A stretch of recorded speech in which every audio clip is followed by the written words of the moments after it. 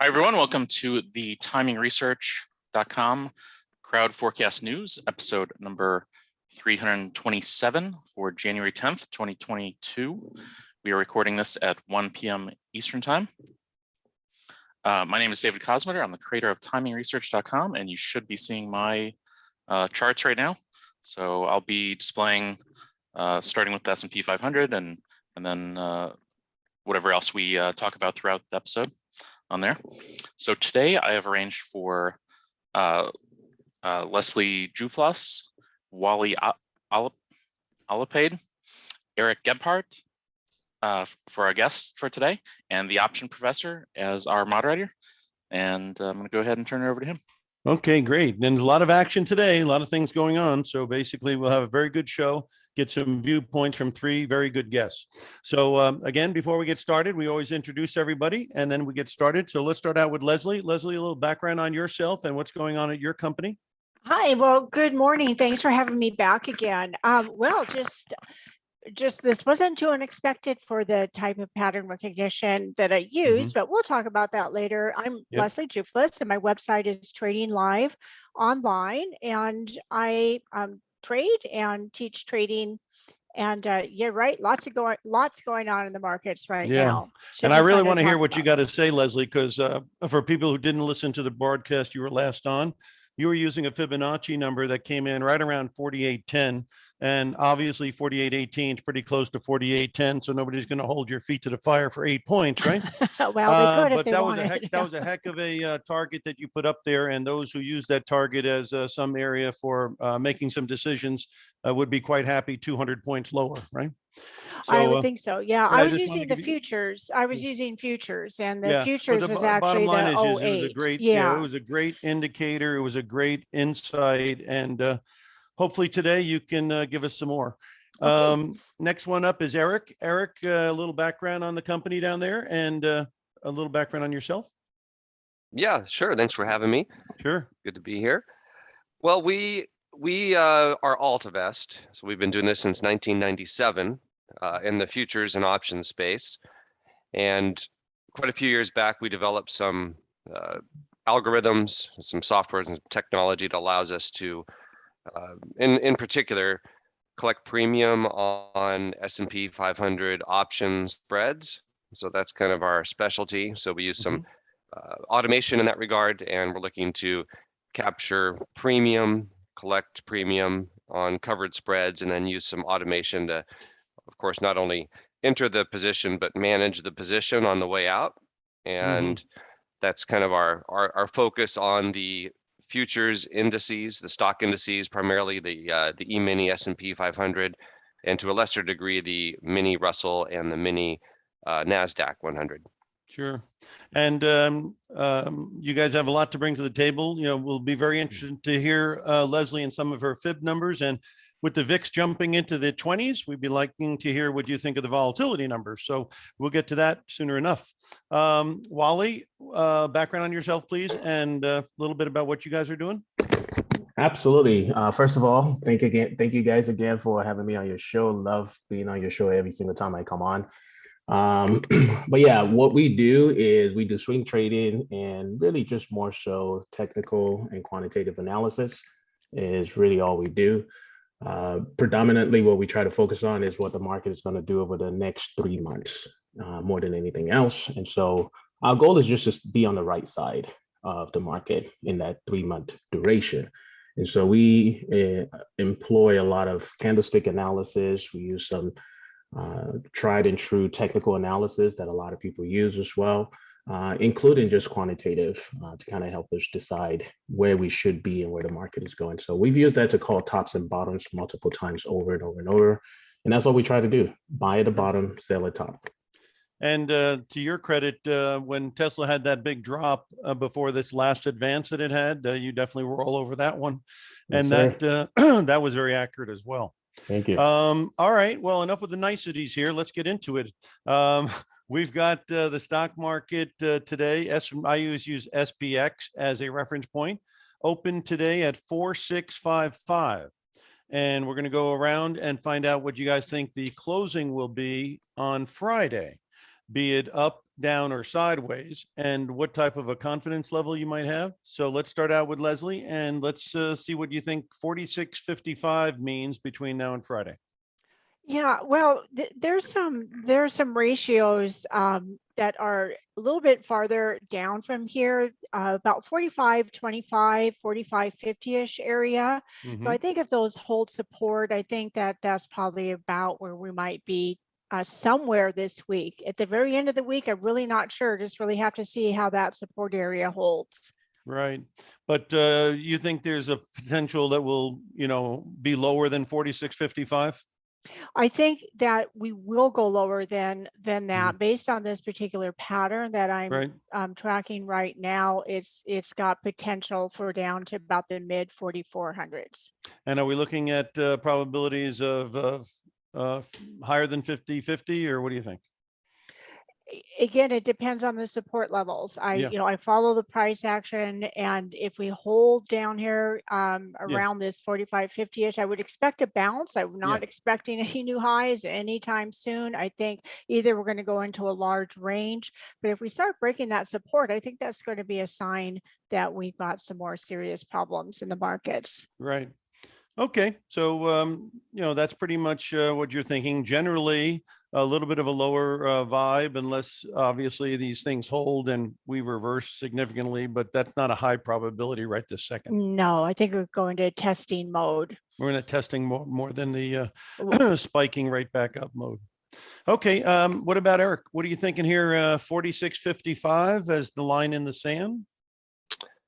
All right. Well, I'm going to maybe put my neck out, which is not uncommon, but I think we're still somewhat in the maybe the investable bucket in terms of looking at the VIX and what's happening there. I know obviously we're a lot higher now than we were, say, a week ago, but having said that, I'm going to look for a run to 4,800 by the end of the week.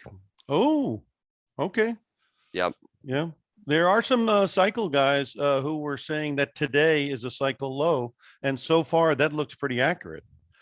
So, there could be a reversal of fortune. And as you've been around, you do the technicals, but you at least keep your ear half open on the fundamentals, don't you?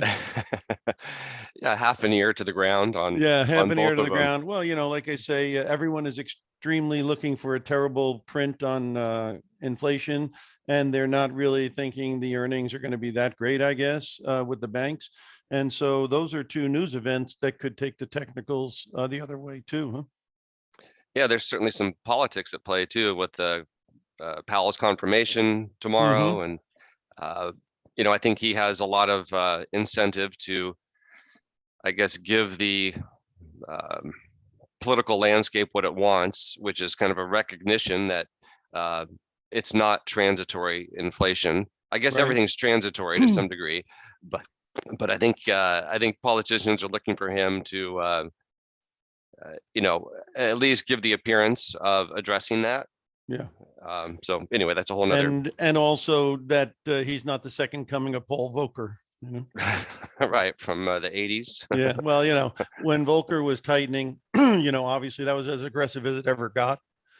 So obviously they're looking that he's not going to be going off the rails with the tightening, Yeah, well, that could be a big policy mistake, tightening into slowing growth and so forth. So they want to avoid that for sure. Also, we made a new high in the 10-year, and sometimes after you make a new high, maybe it takes a rest and comes back down a bit. So that's possible too. Certainly. And if if yields did back off the 180, 190 area, that would be helpful to some of this tech that really is hurting the indexes, Absolutely. I mean, the big run in the 10-year, as you know, for last week. And what are we approaching 1.9? Yeah, 1.819. So, if he started saying something that would be any kind of dovish with the positioning where it is now, you could get a swing, and that would be something that would get you going the other way. So absolutely. Wally, what are you seeing out there on the candlesticks and all the rest? Obviously, they got to look a little bit messy on most things, but it's a market of stocks. Is there any? Well, how do you feel about the S&P 46.55? Very good. So to me, I think it's one of those things where I don't have enough data just yet. It's very rare that happens, but I would say we are closer to the bottom than anything else. So if we reverse, I won't be surprised. I'll just need a little bit more data. Maybe by tomorrow I'll have an idea. But from candlestick perspective, that gap that we had today, that usually tends to get filled. And so for that reason, I said, okay, if this gap gets filled, we should see things close higher. But the technical indicators are showing that we should be going lower. And so that's where I'm kind of like, ooh, where are we with this kind of thing? And so at this stage, it's kind of clear. So if I had to pick one direction, for now, I would say lower is what I would say until the technical shows me something more clarified that we're going higher. For right now, I don't see the technical saying we're going higher yet. Yeah. I think Leslie and yourself are saying, you know, everything's pointing in that direction now, and the support is a little bit lower than where we were on the lows today. So obviously the preponderance of what we're looking at currently, you know, it's hard to talk about a different thing, you know what I mean? Exactly. But you know, the VIX did hit 23.33 and now we're at 2190 and we're not at 4580 anymore. So, you know, it'll be interesting to see where they take it home, and it'll be interesting to see turnaround Tuesday. Is there any turnaround Tuesday? And you know, because sometimes Tuesday, Thursday, you get some turnarounds. Correct. So there is a lot going on here, and like you say, a little bit more evidence wouldn't kill you before you give a verdict, right? Absolutely. So let's put it this way: I'm not looking to start buying just yet. Yeah. Well, you obviously this is kind of like catching a falling knife, which is a painful thing, but you know, sometimes a turning point is always going to look like that, right? Exactly. Well, Leslie, you have indicators, and it would be great to get your wider view on not only the S&P and what you're seeing, but also if there's any other fundamental or technical things going on that you are focused on. Well, that's interesting. Last time I was on December 27th, we had talked about energy. And at that time, I had mentioned that energy on what I use for analysis was still in a bearish range. But then just a couple of days later, I think about the first trading day of this year, that changed quickly. And now it's in a bullish range. So there's some stocks in the energy sector that I think they're a little bit extended now, but I think people could be looking for potential short-term buys in those pullback. Schlumberger, I think, is one of the stronger looking ones. That had a heck of a time getting through the 29, 30, 31 area. So once that got taken out, that was really a very constructive thing, wasn't it? Yes, I think so, and it's sort of just holding. It's barely positive today, but again, it's extended, and I think a bit of a pullback, some type of retracement setup, I think would be those numbers that I was talking to you about, somewhere in the 31 might be something, or maybe not that bad. That would be quite a pull. That would be quite a pullback, I think. I'm not sure I'd want to see it go that deep with this last move up. Yeah. Maybe a couple bucks. Yeah. Maybe a 50% retracement at the most. And do you ever look at longer term graphs? Because the amount of real estate above some of these stocks is tremendous. That's true, and they've got a little bit of work to do to get through some of those new highs. But yeah, I think if some of them can make it through some of those new highs on the longer term charts, on the weekly and monthly, Schlumberger up there around 3690-ish. If it can make it through that, I think that would be very positive for it. The weekly chart is looking constructive on a from a bullish perspective. See how that RSI, you've got your RSI on there. See how that's holding that range that we talked about last time. It's well above that 40. Yeah. That 40 range. That's very, very bullish. Yeah, and like I say, there is a lot of action from years ago around 60, And I wonder out loud if that's its final destination on this run this year. Well, that's the thing with trading anything, you never know what Yeah. price will do, right? That's all Yeah. you can do is manage, manage the trades that you have. But it does look more likely to go up to that neighborhood than down to 20. Yeah, that was an area where, a large leg to the downside Mhm. had started some major support had broken right there. So Yeah. if it can get going to the upside, I think it would be reasonable to see it travel back up towards that area.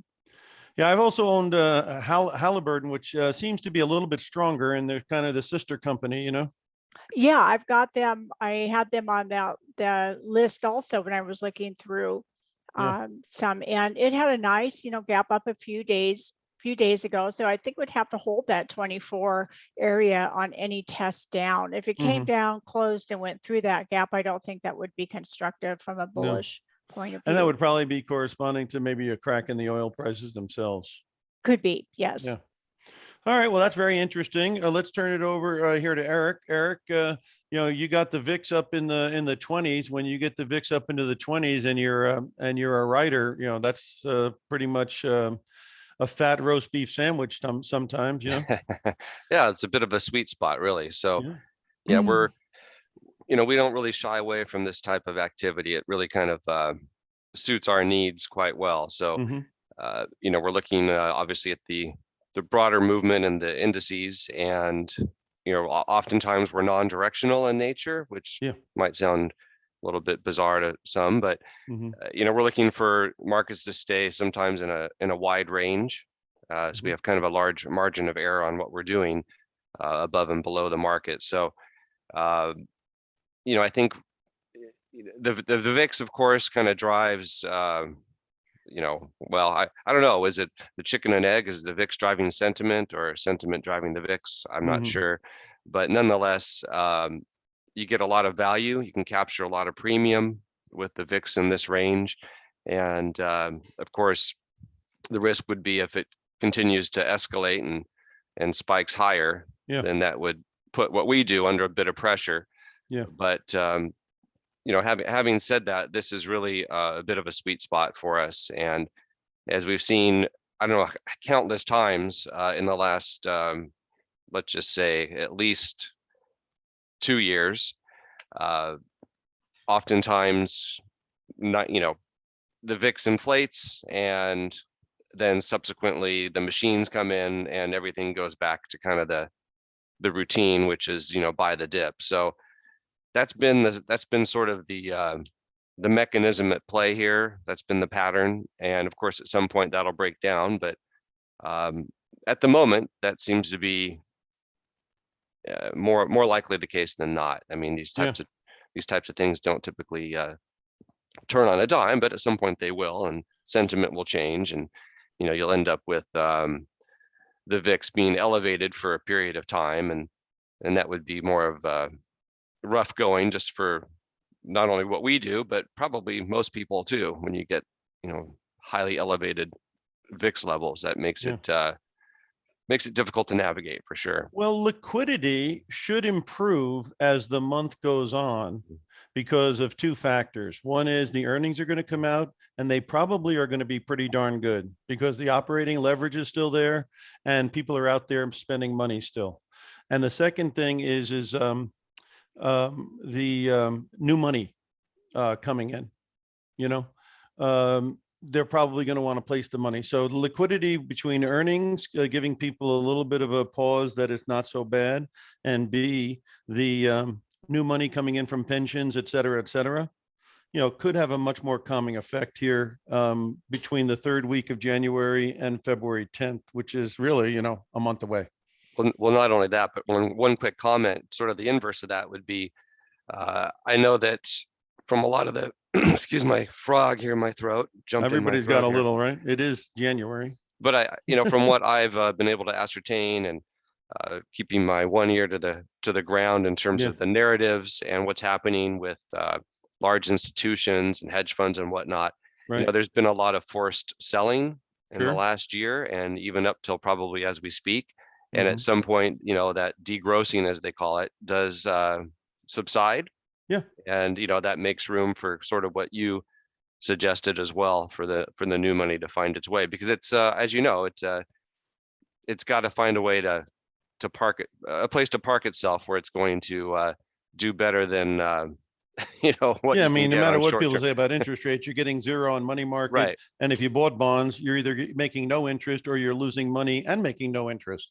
So And you're losing more than but the you're way headlines past, suggest. you're way past your coupon. Right. So, and then of course, like I say, the proliferation of risky debt out there just went nuts in the last year. So, yeah, I mean, they have to do something with the money because these pension plans owe money to people, and they're going to need to have some attempted return. So, yeah, a day like today, you got to know that there's no buyers, so there's a liquidity crisis, right? And there's a buyer's, what do you call that? A boycott. And after a boycott, sometimes it comes back. So that's a bit. But let's just talk real quick about something, Eric, is when you're doing the option writing, obviously you're trying to take advantage of the time decay. Can you give a ballpark of what kind of a time frame you sell? Is it 1 week, 2 months, 1 month? What do you generally, what's your sweet spot there? Sure, I can give you some examples without going on and on about it. Yeah.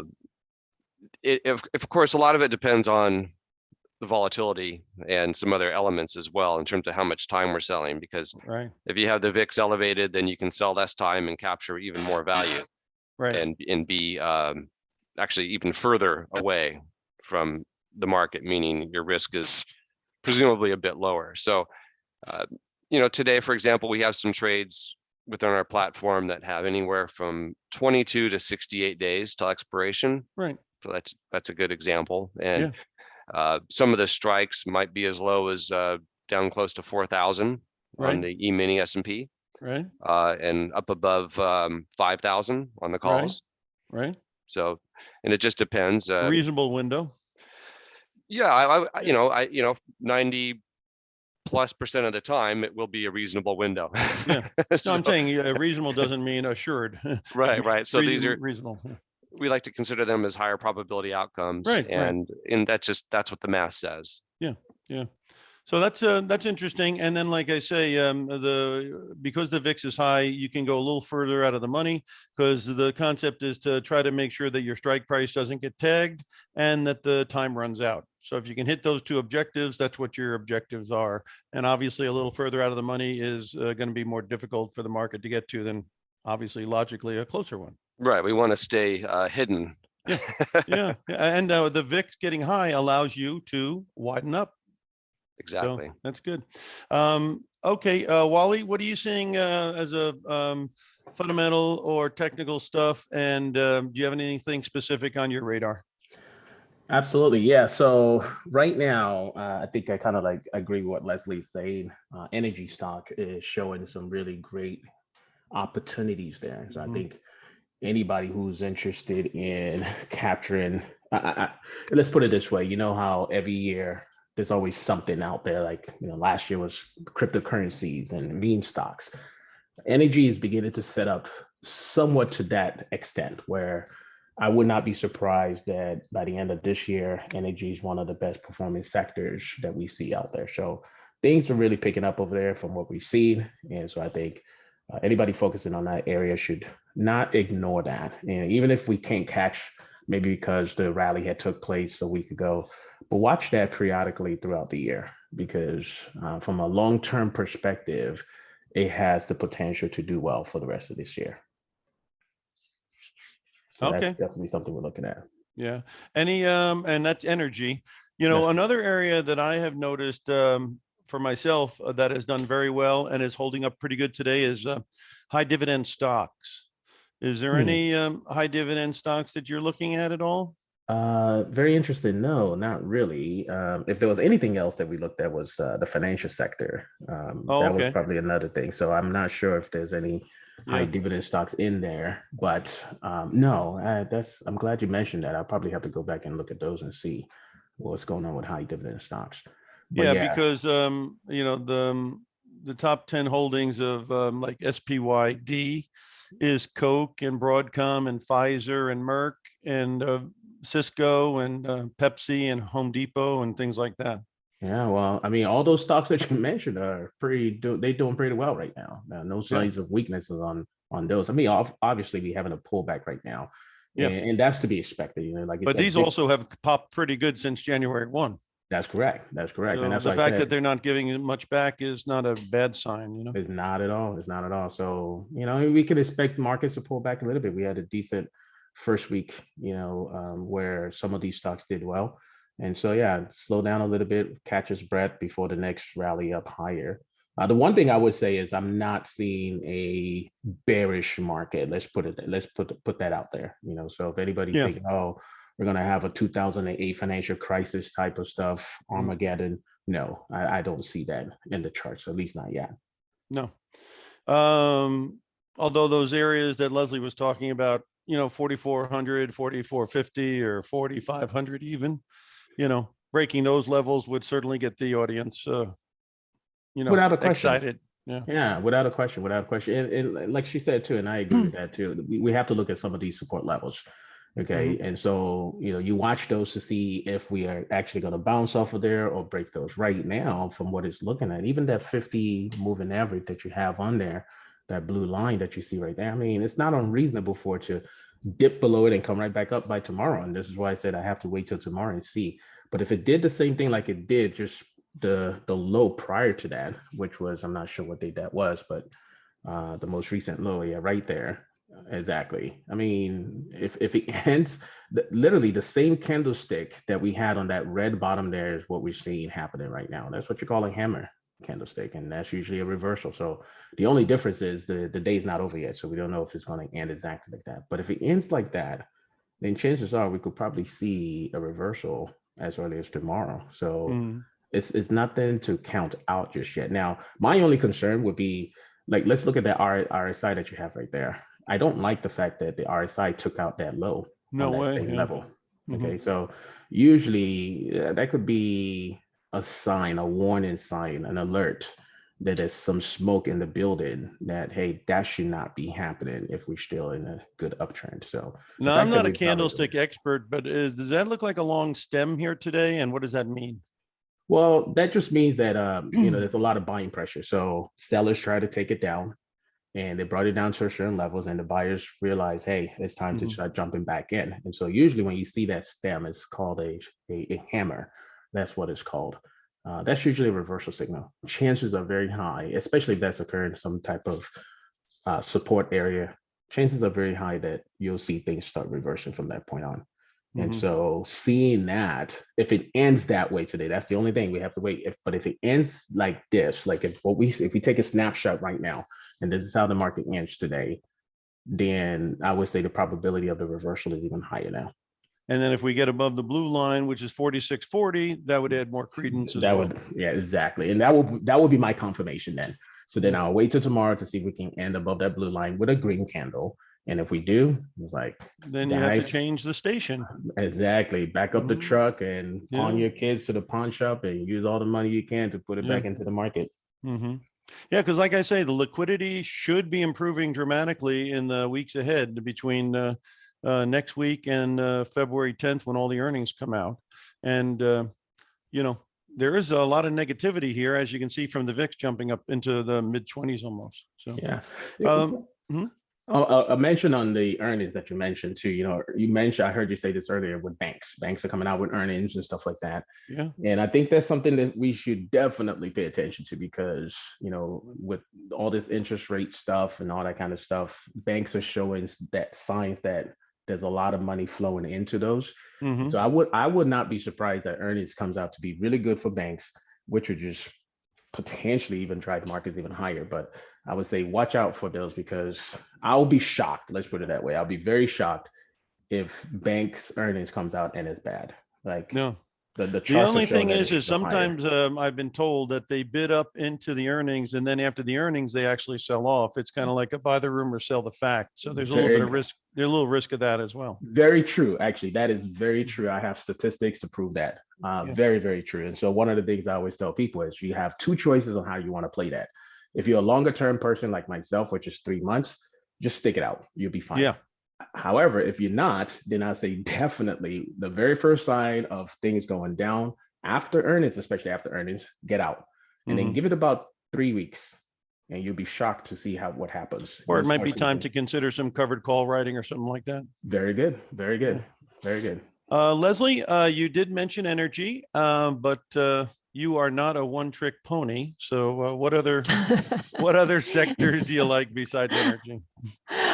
Well, interesting. I was looking at the 30-year bond today on the futures chart, and it has completed in my world what's called a large AB equals CD buy pattern, and right down just above the 154 area. And so there's also support for that from last March and April. So it looks to me like that might be ready for a bounce to the upside, and then silver also. Well, which has hold my it? Just attention. repeat that, because I was looking at the chart changing. What was the market again that you think might be? At a Oh, point? that's the 30-year bond. I'm looking at okay. the futures. So the yields went up symbol. towards 215 here, and whatever it was, and you're thinking there could be a purchase opportunity now. Yes, again, I'm looking at the futures chart on this, and it's an AB equals CD buy pattern, and it's got support also from March of 2021, right down in this area. And it looks as though it might be making the same candle pattern that Wally was just talking about, the long-legged hammer. Yep. And now the thing with those, Wally, you probably know this too, when like on the S&P chart we were just talking about on that, if that closes like that, and then you have that long tail below, that can also be, if it takes that low out, then it's like a reversal pattern. Absolutely. So that, Absolutely. I love that particular candle pattern because of that. You can use it in both directions. So it becomes an important area of support to watch. But it looks like the 30-year bond is close to making a very similar candle pattern today, but we'll have to see what it looks like at the close. Yeah. And there's no way to get the futures up there, David. It's you just got the yield up there. Because obviously, if you're thinking the bonds would rise, you're saying that this yield up here at 215 or whatever would back off. Because obviously, that's right. Yeah, that's right. The yield has to come down if you're going to get an up move on it. That's right. I think you might be able to look at the chart of TLT. It's TLT is another. Yeah, TLT is a proxy. Exactly. It's similar. Yeah, it's not exactly the same. The futures looks a little bit better as far as that pattern structure goes to me. Well, that's giving you a little bit of a green bar today.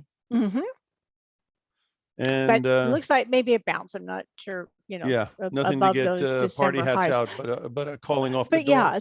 Maybe 382 to 0.50 retracement on that. Yeah. And you see the RSI went into a very oversold deal. Yes. Yeah. Okay. And so that's that area. And what was the other one you were saying? Silver. The ETF for silver today kind of caught my eye. SLV or SLV. It had a gap down a couple of days ago, but it's sort of right down at the lower end of a larger range that started in 2020. So it's, close to those lows. There's the gap. You can see that gap from a few days ago. So I would be watching that gap to see if it finds resistance if it closes that gap and it does act as resistance and it turns down from there. But if it does come and close above that gap, I would take that as a bullish sign, and then be watching for, whatever you use for entry signals. Is that a fairly large divergence, you think, on the RSI between where we are turning up and where we are now? Like it's significantly higher than it was in December. Well, it's I don't see an RSI divergence on that because it didn't make a lower low below the low a couple of days ago. Yeah, you're right. But the RSI, as you mentioned, is still sitting at a 40 range on that low. So that's a bullish range, but it has to hold that. It has some work to do. There's no particular pattern that I see on the RSI right now with it. So that price, as the price kind of oscillates back and forth, if you watch the RSI with it, if price comes down, makes a lower low, the RSI is still holding higher, then you do get a positive divergence. That would be a good sign. But for now, I would be watching that gap to see how price reacts. It's sort of Can we same put thing up with the Microsoft? candles. And I'd love to have you give an idea on Microsoft because it's really getting down into a lower level. I was seeing some moving averages at 298, and obviously this is a It's more candles. Looks like pretty solid another. company generally, right? Yeah, I'm from the Seattle area, so Yeah. we always like to look at Microsoft. Yeah, sure. See what's happening. Well, Microsoft hit a 618 retracement today, and as did some of the indexes on this move to the downside. So some support there. But again, I would just be looking for a bounce maybe to the upside. I just don't see it yet going, to new highs. So I think some of these, again, just watching the price action to see, are we now going into a ranging type of environment with Mhm. Microsoft? Right. Or the other question is the lows from the late November and mid-December, and Yeah. then even the low where the gap was back from October. Mhm. You can see that area of support. Did we have a break to the downside from a range? So if price comes back up around just above that 300 level on Microsoft, it's not able to get further than that, then I would say that range is broken. And you might even look at that and say 290, 320 for the shorter term might be a range for it. Well, no, the range is there. And the question is, has it broken that range? And this Oh. test up is going to give us an answer to Okay. that. Gotcha. Yeah, so a test up around just above 300, like 310ish to 15, 315 is what I would be using. Sure. If it's not able to get above that, turns back to the downside, then we might be able to use a measured target move on Microsoft to the downside. Let's hit a couple more Seattle guys since we're talking local here. How about hitting Amazon and Starbucks? Those are two. Yeah. Oh, I'm sorry. Someone else. Go ahead. No, I was going to have you take care of these because they're local to you. They're local. Yes. Yeah. And I'm surprised just from my Amazon deliveries alone that this stock is not higher. Mhm. But I've been bearish on Amazon for quite some time because of the bearish patterns that it's made. I don't Yeah. see a bullish pattern yet, but it started making, sell patterns that I started following all the way back in October of 2020. And even though it went higher, it still continued to make bearish patterns. The last one completed in the middle of November, still having a sell-off from that. But it looks to me like Amazon's it really going into a very large sideways range.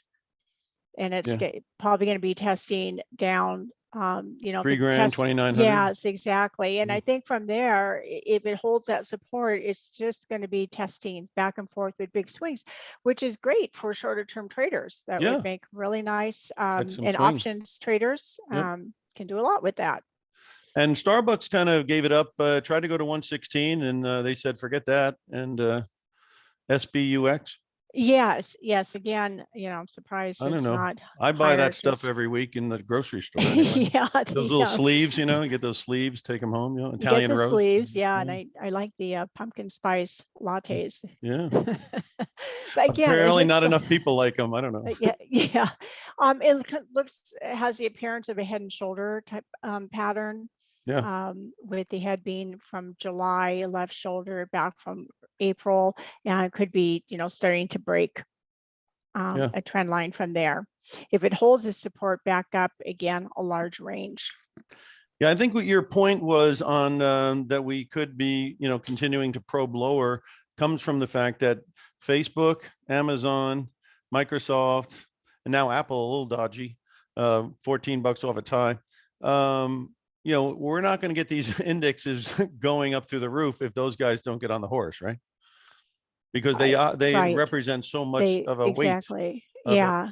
So that's the thing you have to be careful of if you're looking for the index to do the wonderful things. Well, then these stocks better, stop doing what they're doing.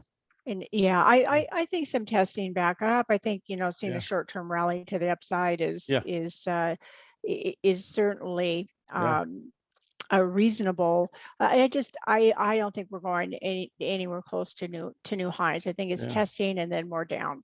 4650, 4700 will be a tough neighborhood to get through. On the S&P? Yeah. 4650, 4700, a tough neighborhood to get through. Yeah, I think if it does get above that, there again, speaking of candles, there's a big down candle from January 5th, I think it is. Mhm. Wally, you probably use this technique, but about halfway, about the midpoint of a big, large, real body like that should be very good resistance. So I think if it gets what looks like a strong rally to the upside, I would be looking at that area for a short opportunity. All right, Eric, the Russell is one of the indexes you follow. I think they're kind of hard to work with the options, though, for liquidity purposes. Isn't the bid offers kind of a rough racket on the Russell? Yeah, I would say generally speaking, the Russell is our least traded Yeah. E-mini index Right. for various reasons, but one of them would be such as you suggested there. The volumes of liquidity is not as deep as the ES, but beyond that, of course, it's just more volatile. Yeah. So we like to trade in the index that maybe has as little volatility as possible, making what we do a little more of a higher probability bet.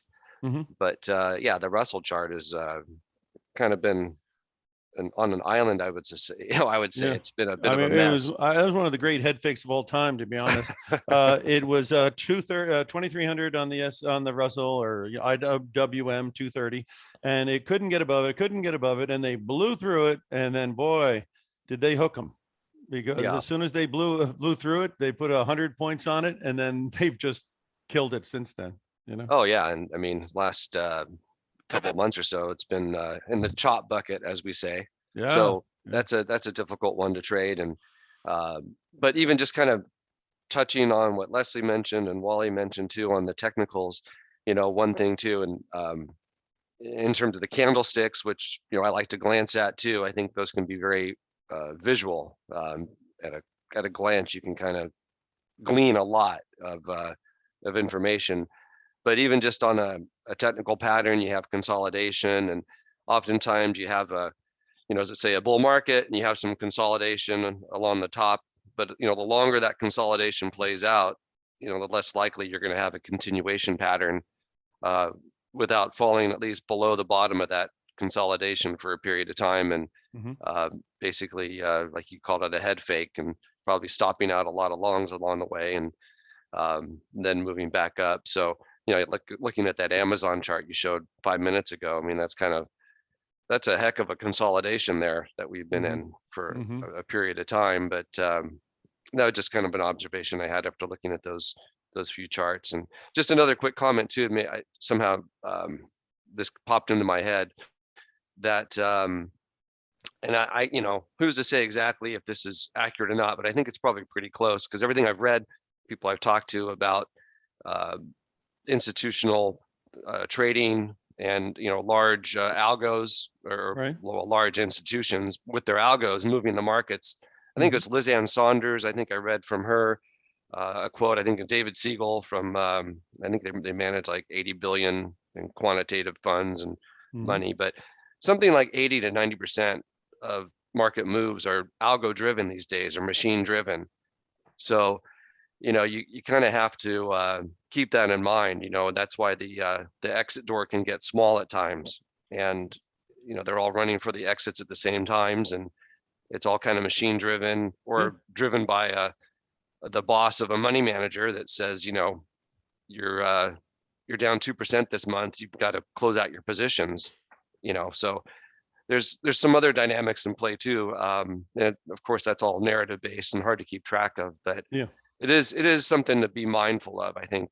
They obviously are pressing the volume. When there's no buy volume, they can see that, and they press them and they press them. If there's no sell volume, they press them, and that's why these moves get exacerbated, right? Because there are people out there with the machines that are pressing the volume. Yeah, and then one other comment too, real quickly. You mentioned the tech shares as well. I think maybe the number is a little bit different now, but generally speaking, I believe the 5 largest tech companies are 25% of the market cap in the S&P. So, you know, Oh yeah, no, yeah. yeah, I mean, that's not Yeah. like a profound insight, but you really have to, sometimes it's easy to forget that. And, Yeah. you know, if those companies, I think it's Leslie mentioned, if they're not participating, then, you know, the indexes are certainly going to struggle. Maybe you'll have some financials picking up the slack at times, but, you know, you really have to have buy-in on the tech. Yeah. Now, I'm going to get a couple of questions for you because I think they're interesting to get your viewpoint on. General Commodities, they had a very big year last year. There's supposed to be a cyclical low from March 2020 that may last for years. Now, we have stalled out after good runs in things like soybeans and corn and wheat. We definitely are at the higher end of the range in crude. Gold is like fixed at 1,800 plus or minus $50. You've got the softs definitely stabilizing after having huge advances in sugar and coffee. What's your, and the dollar is, you know, fairly firm, but still, you know, hanging around 96. What is your feeling on commodities as a general thing? I mean, has the highs been in, and are we going to contract in commodities as they tighten money and credit, or is there some structural shortages and the demand supply dynamic of this stuff means that there's more legs to come? What do you think on the commodity sector? Yeah, just on a broader note, and this is not meant to be too glib, but I think a little bit humorous as well, but I think there's some truth to it. I think this weekend, Barron's big cover story on basically commodity inflation. Yeah. So I don't know. I think they're late. I think a lot of the money's been made. Yeah. The easy money on the rally. So yeah. Yeah, I the mean, beans go from 8 to 17. Going from 13 to 26 is going to be a rough racket. Yeah, absolutely. There And you go. Yep. I think generally speaking, that's our approach and that's our theme. That's sort of our outlook at the moment. Yeah, one of the casualties of withdrawing stimulus and running off the balance sheet is going to be commodity inflation, in your view. Yeah, and I think you could have a CPI this week could be actually decelerating. Yeah. You know, so yeah, because the PMI report is indicating that some things like the bottlenecks and stuff are easing and that kind of stuff. Right, and I think the mainstream media, the financial press, and whatnot. I mean, yeah, when have they ever been ahead of the curve and front run a market? So I don't, by the time, alarmist. By the time we're reading it and absorbing it, the market's moved on to something else. All right, let's go over to the second question, which is on a general basis, nothing specific, on a general basis, when you put on an option spread, what are some of the things that give you the exit time? Is it it hits the strike price? Is it the premium goes to a certain level? Is it how much time's left on the option? What are some of the triggers? No, good question. Yeah. First of all, any spread that we place, we're always going to close it out before expiration, for better or for worse. So we have our triggers that are going to tell us to close it out. And if we take a loss, we take a loss. And if it's a gain, it's a gain.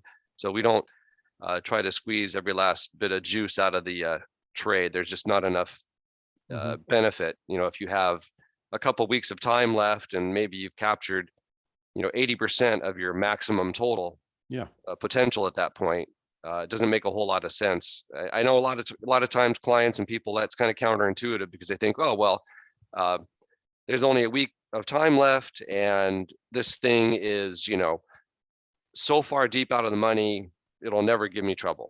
Right. But don't ever say never, because it can, and it's just not worth the extra risk of trying to squeeze an extra $50 out of a trade when you could have just closed it out and taken your winner and moved on. But and your margin that you have tied up to make such a little amount also is nonsensical.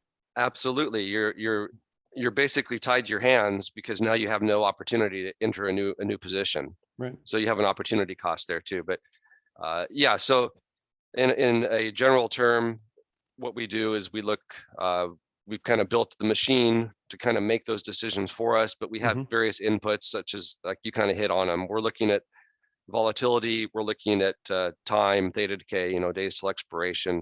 We're looking at proximity among the strikes and so forth. Mhm. And so that'll basically run through a analysis and give us our answer as to when we hit a profit signal or a risk signal. And once we do, we can then automate that for the client as well, so they don't have to screen watch and babysit and monitor the position. Do you tend to roll a position if it's not working out, or do you tend to Rarely. close it out, go to the sideline, and see what the lay of the land is before you put a new one on? Right. It's more of the latter. So we rarely roll. I think rolling ends up occupying your senses and Right. kind of becoming wedded to a particular trade that really is just a losing trade, and you've Right. given it a different name. Right. So I think it's better to take your losses and then have a clear head and move on to the Yeah. next trade. And Yeah, because if you get tapped on something, there's a reason for it. And who are you to say that the reason you got tapped on it's going to go away magically? So going to the next level down is your antidote. What it could be is gasoline on the fire. that's right. And then real quickly, I've seen it. This is actually a presentation I saw someone else doing similar kinds of spreads. We do something called a dragonfly, which we actually created several years ago. It's a variation on a condor, an iron condor spread. Right. But essentially, you're capturing premium by selling call spreads and put spreads above and below the market. Right. But we saw someone demonstrate, they rolled a position, I believe it was 12 times. Mm-hmm. And by the end of the whole thing, the person was just, they said that whole trade, that whole experience over several months of time just completely exhausted them. Yeah. Yeah. even though Yeah. it came out a winner. Yeah. But that's no way to trade for the average person. If you're from back east, it's kind of like shoveling the snow while the snow's still coming down, you know? You're going to find out, hey, I just shoveled the driveway and it's already filled up again. You know what I mean? That's exactly right. Yeah. Okay. Well, that's great. Let's turn over to Leslie here real quick, and then Wally to get some final thoughts on anything you'd want to specifically target. You went over the T-bonds, which I think is very interesting. And then you obviously we're talking about energy on a pullback. And do you have, I didn't hear you say much about financials. Are you kind of still keen on that area? Yeah, I really can't say right now. I haven't Okay. didn't really look at them hard enough for today. So But your my T-bonds and fo- energy, is there anything in addition to the T-bonds and energy you'd like to bring to the forefront? no, I think that's in the indexes is a lot to Sure. keep track of this week. Sure. We don't need to have a Costco portfolio, right? Right. All right. And Wally, did you have a couple that you wanted to throw up there? Because I don't think I really heard any specifics out of you, and you're not going to get out of here without giving us some specifics here, you know?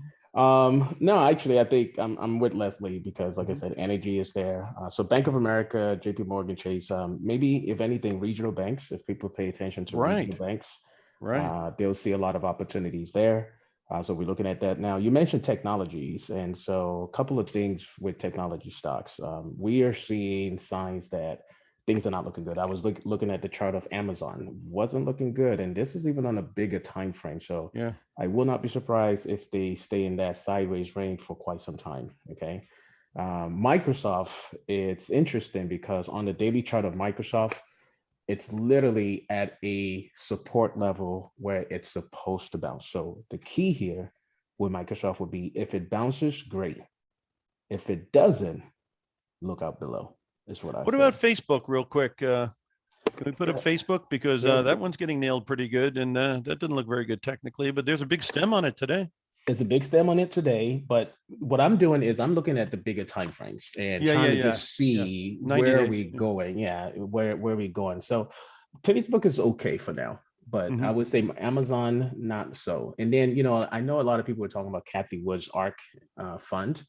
I'll say they've had a rough time of it. Yeah, they had a rough time. I was just stay clear of those for now. I mean, that's the best advice I can give anybody. We could be setting up a divergence on RSI because Leslie, do you see that as a potential? You definitely are making a new low here, and the RSI is kind of not making a new low. What do you think,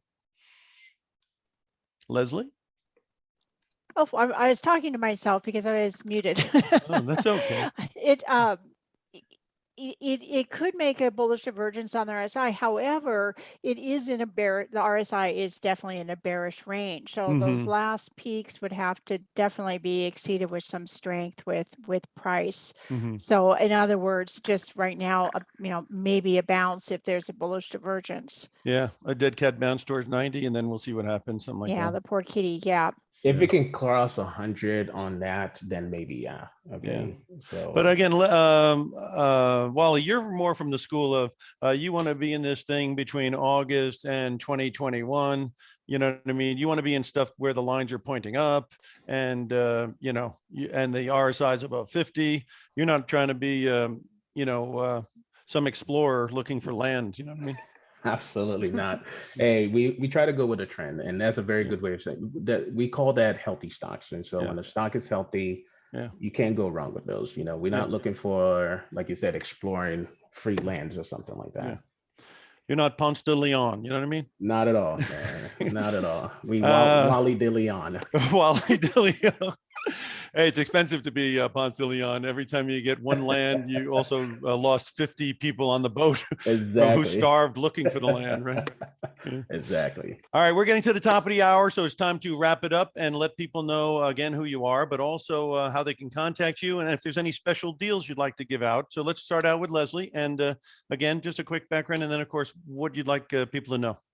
Well, yeah, thank you again for inviting me back. My website is Trading Live Online, and you'll find courses on there if you'd like to learn some of the pattern recognition that I've talked about today. Almost all of these big stocks that we've talked about today, Microsoft, Facebook, Amazon, they all started having bearish patterns way back into last summer. And so that's one reason I use these patterns, is because they will form while everybody is still in this case, bullish mode, but I'm seeing these bearish patterns. But I will be having a special on the introduction to pattern recognition, and I will be emailing out a special for that. It's usually $99, and I teach all of the structures. If you just hit the trading courses on there, and then go down to introduction to trading with pattern recognition, that one right there, that's going to be a lot of information on learning the structures of these. So I'll be that's $99 normally, and I'll be sending out an email for $79 on that. And it's a good way to find out if you like this style of trading without committing a lot of money, but you'll get a lot of education with it. The other thing is and when people come to you and they have their own stocks, can you do an analysis? Do you have some kind of a situation like that as well? Because that might be very helpful to people who, right now we're trying to figure out they're holding on to, are they holding on to time bombs, or are they holding on to a quality situation that the bloom just has come off the rose a little bit? Yes, I do individual analysis for people, and depending on what their needs on, it will depend on, if they just want one stock looked at, then they're probably best to sign up under what I call trading tracks, and you can sign up for like an hourly session, and we can go over charts together, or I can help you with some trading issues that you're having. Yeah, everybody's trading on their own, but Schwab, Fidelity, and Vanguard, they're not going to knock on your door if you're in the wrong stuff. I mean, you're just going to live and die by the sword. So, That's right. Sometimes it's nice to have an outside person to go over some stuff and give you a vantage point that you might be missing. Yeah, yes, and that's how I learned this. Yeah, exactly. I learned it that way. Yes. All right, Eric, how are we going to go over to AltaVest and find out more about your approach? And again, if people are, having some trouble with their own situations, how you might be able to help them there as well. Right. Well, I think the best thing would be right there on the right-hand side of the screen. There's a link for the one-touch trade alerts. So that's a great introduction to what we do and the types of option spreads that we work with. So someone could just sign up and we'll get you a demo account so you can use our Theta Trader software along with our one-touch trade alerts, which are pretty unique. They're integrated with your trading account, so you don't have to log into a separate platform and try to transpose and copy an alert that you might receive with an email or text message. So everything is integrated with our technology. And I think that's a good way to follow along. So once those trades are filled, Data Trader tracks it, monitors it, and can then automatically close out that trade for you. So you can follow along in demo mode. Yeah. And again, for a diversified portfolio, this might be suitable for part of it. And it also is a credit strategy. So people who are trying to increase cash flow with part of their portfolio, this is something they could take a look at and see if it's right for them as well, right? Absolutely. It's what we call non-correlated to a large degree. So it doesn't really matter what direction the stock market's moving. Right. And of course, it's generating, collecting premium. So it's a bit of an income trading type of approach. Yeah, that's the objective, really. Yep. Okay, great, Eric. Always great. And, you know, like you've been in there so long, I mean, people should call just to find out again how this works and also to talk to you directly and take advantage of what you could bring to the table because your expertise goes over, you know, decades. Yeah, thank you. Absolutely. Yeah, Feel free and to I've been in call us. options. I've been in options a long time, and I can tell just by speaking to you, you're sharp, and people should at least, you know, pursue this and find out what they can do. We'd be glad to talk to anybody. Sure. Okay, and Wally, again, for the people that are maybe want to look at it on a more of a 90-day time frame and maybe be more trend following, this would obviously be good for them. So tell everybody what they could do with you. Sure. So a couple of things. First is if you see where it says right side platform, members can go over there, log in. We offer a platform. And so we can, this is how we use everything that we've learned as far as our technical analysis is actually in that platform. So people can, you know, contact us if they want to get access to that platform. We'll give them access to that. They can use that to help them with their analysis. But more than anything else, I'll say, we have a report that we write every week. I just finished writing a report, and this time we wrote about what we saw as far as sectors, industries, and stocks that are looking really, really good for 2020. And so anybody who is not a member of ours that wants to get a copy of this, if you email us, you're not on our email list, you contact us, we'll give you that copy absolutely free for today. That's our special for today. Just go to info right side trade and say, hey, can I get a copy of the right side report? And we just finished writing it. And so it's ready to go. So if you send it, we won't ask any questions. We'll just send you a copy. You can read that, see what sectors we're looking at that is telling us you want to be invested in. This is where we are going to be invested in, and what stocks we're also looking at too as well. We'll do that for your members. Sure. Great. As far as optionprofessor.com, you can go to our website, and we do have 2 portfolios that you can gain access to. There'll be links there. And basically, you can get the links by putting your email address in. And we just sent out an alert because, again, with the action today, I thought it was very wise to give a little bit of our perspective. It's nice to have perspective when the market get extremely volatile. So we did send that out. So it's optionprofessor.com. Check it out. And again, it was great to have Leslie, Eric, and Wally here today. I think we covered a lot of stuff. And in this kind of an environment, it's nice to get different viewpoints here and there. So thank you guys for coming. And I hope everybody got educated in some way, shape, or form. And we'll be back with you the next time we have the show. Right now, I'm going to send it back to David Kosmitter to close it up. Have a nice one, guys. Okay, thanks, everybody. Thank you. Thank you. Thanks for having me. All right. Yeah, a ton of good info today. So just a quick reminder for everyone, be sure to subscribe to Timing Research on YouTube or your favorite podcast app, or you can just come to TimingResearch.com, and this post right here at the top of the page will become the archive as soon as I can get everything processed and updated, and that's permanently available on the site. So just want to thank my guests again for today.